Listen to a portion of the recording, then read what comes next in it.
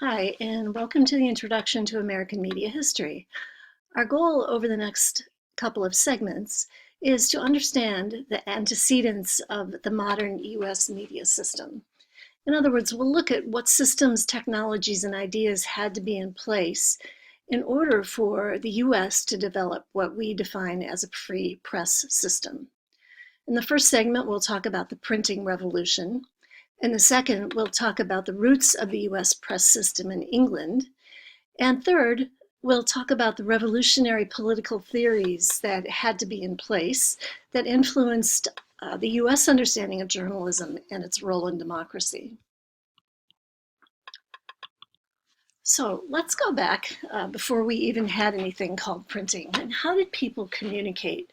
Well, in Europe, cultures up until 1450 were either oral or scribal. Oral meaning, of course, that anything important was told out by town criers or ministers from the pulpit, or even messengers on foot running back and forth between elites with important information. You may have in mind a monk as a scribe whose job it was to copy important information, typically the Bible. The problem with scribes is it took an awful long time, and scribal documents were subject to error. They were beautiful, but they weren't very accurate or reliable. We know that as far back as 59 BC in Rome, there were hand copies of sheets that were posted on the walls of the Roman Forum. These might be considered like individual daily news sheets. And therefore, anybody who could read, who of course were the elite classes, could go and find out what was going on during the day. And in fact, acta diurna means events of the day. Other important information was sent by foot between, again, important elites, and the information was again subject to error and took an awfully long time.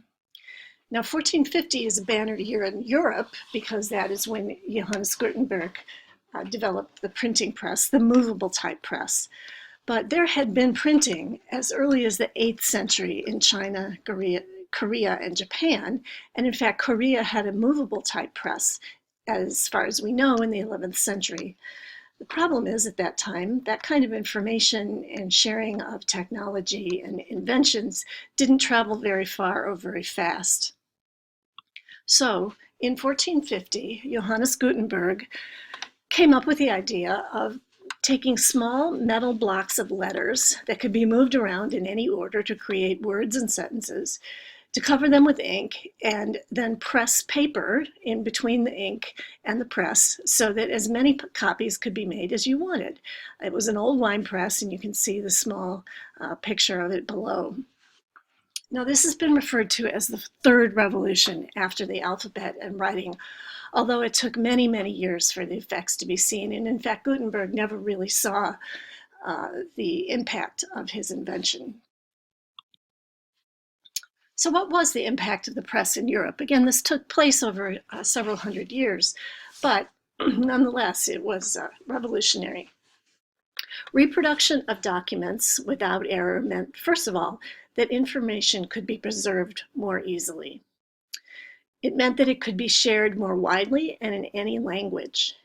It meant that it could be indexed in libraries in ways that made retrieval of it more efficient.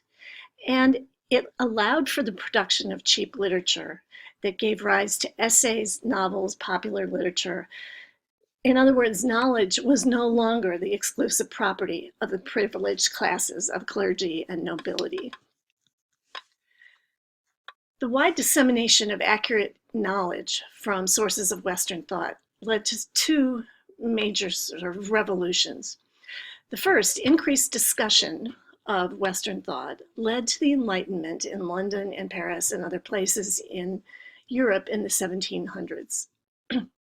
What developed were the political theories that questioned the authority of the monarchs who, at the time, were assumed to have the divine right of kings.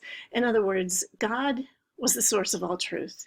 The kings were the bearers of the truth of God, And therefore, everything that came from the monarch, from the king, was considered to be truth. And it was very hard to argue with anything that came directly from the king and God. So this divine, long-lasting divine right of kings was called into question by political theories that led to the underpinnings of democratic participatory democracy that we know today. It also contributed to the end of the church-dominated control of the Bible and led the way for Luther and the rise of Protestantism. And finally, one of the major changes, social changes that came about, was that print shops became sources of a new social structure. Printers gained prestige. Their shops became meeting places. Think about it. If you want to know what's going on, you go to places where information is collected. And it became, over time, the printing shops. And in fact, the printers were the ones who were more subject to oppression from the monarchs than even those who wrote the documents. The printers were the ones who were assumed to be the most dangerous. And we'll talk about the danger that the monarchs assumed was happening in our next segment.